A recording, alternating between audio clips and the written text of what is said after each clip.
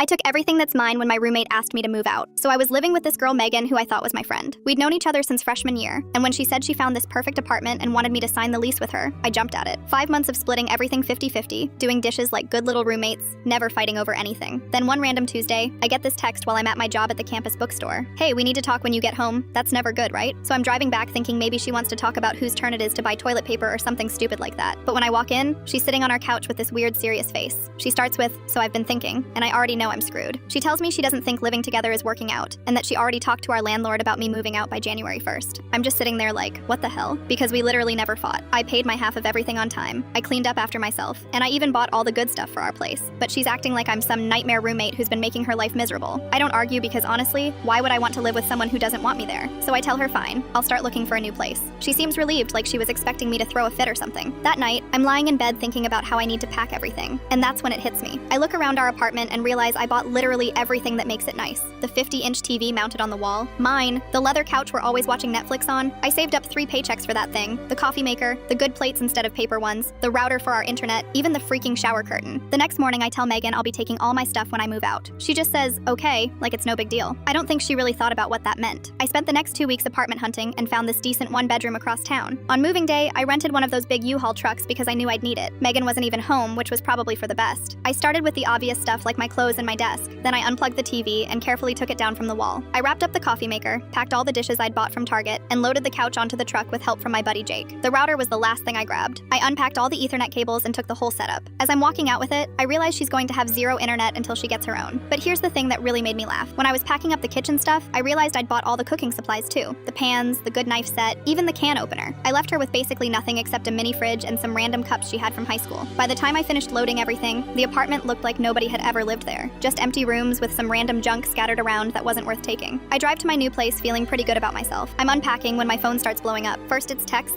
then calls. Megan is absolutely losing it. "What the hell did you do to the apartment?" she screams when I finally pick up. "It's completely empty." I tell her calmly that I took everything I paid for, just like I said I would. She starts yelling about how she looks like an idiot because her friends were supposed to come over that night and now there's nowhere to sit and nothing to watch. "You can't just take everything," she says. How am I supposed to explain this? I remind her that she literally said okay when I told her I was taking my stuff. She hangs up on me.